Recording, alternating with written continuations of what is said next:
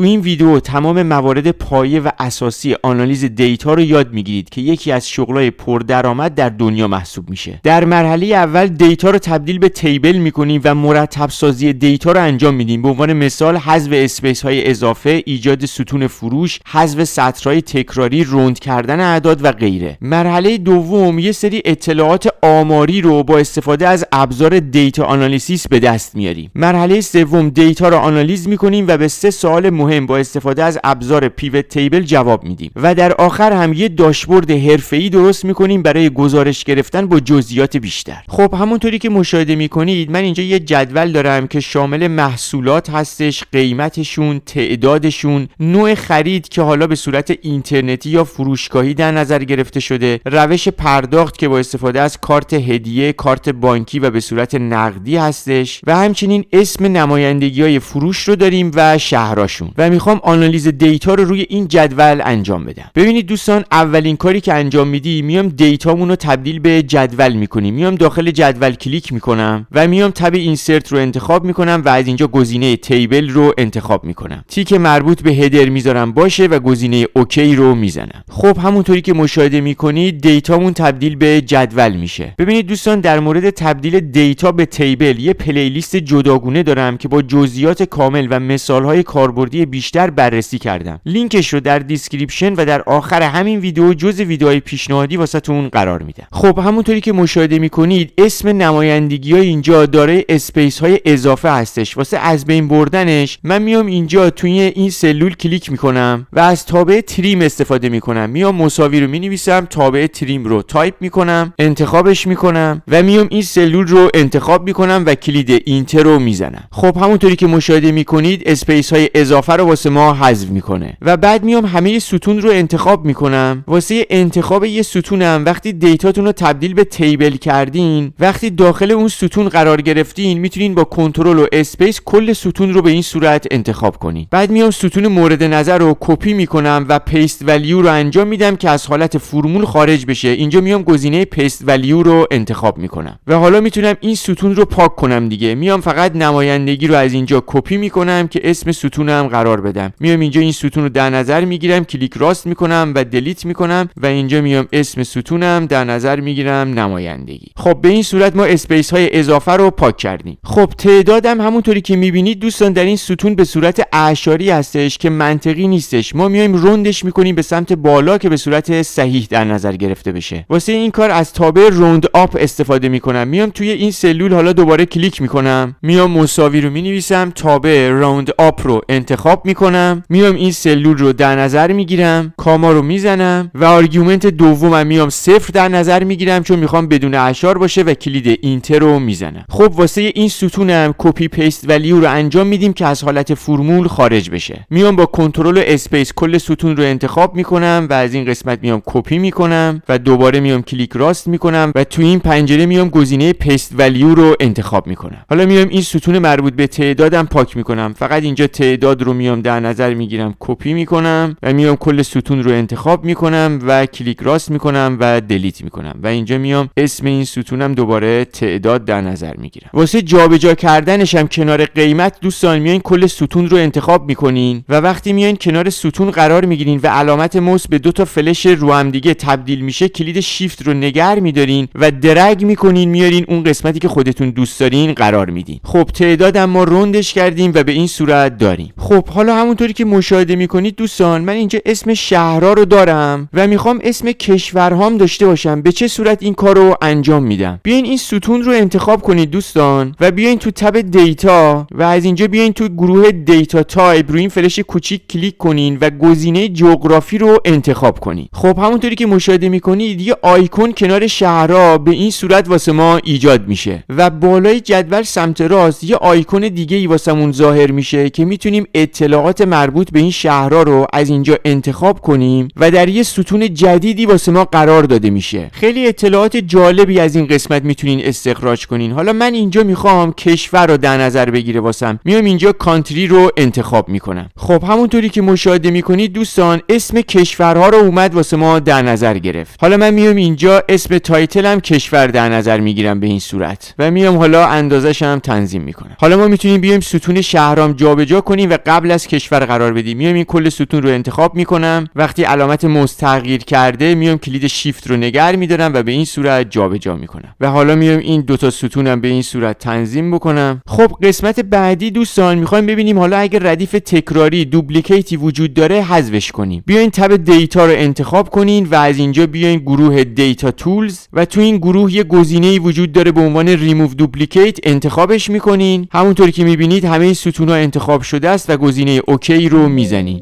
همونطوری که مشاهده میکنید 4 مورد رو واسه ما پیدا میکنه و حذفش میکنه و میایم گزینه اوکی رو میزنیم. دوستان در مورد توابع تریم و روند ویدیوهای جداگونه دارم که با جزئیات کامل و مثالهای کاربردی بیشتر بررسی کردم. لینکش رو در دیسکریپشن و در آخر همین ویدیو جزء ویدیوهای پیشنهادی واسهتون قرار میدم. دوستان یه ویدیو هم دارم در مورد دوره فرمول نویسی از صفر تا پیشرفته که در قسمت دیسکریپشن ویدیو زمانبندی هم گذاشتم و روی هر قسمتی که دوست دارید میتونید کلیک کنید و همون قسمت رو ببینید. از پایه فرمول نویسی رو شروع کردم و بسیار کاربردی هستش. پیشنهاد میکنم حتما ببینید. لینک ویدیو رو در دیسکریپشن و در آخر همین ویدیو جزء ویدیوهای پیشنهادی واسهتون قرار میدم. خب مرحله دوم دوستان یه سری اطلاعات آماری رو با استفاده از ابزار دیتا آنالیز میخوایم به دست بیاریم. مثل مینیمم، ماکسیمم، اوریج. میتونیم با استفاده از فرمول این کارو انجام بدیم ولی این ابزار خیلی ساده و راحت کلی اطلاعات بهتون میده. این ابزار دوستان داخل تب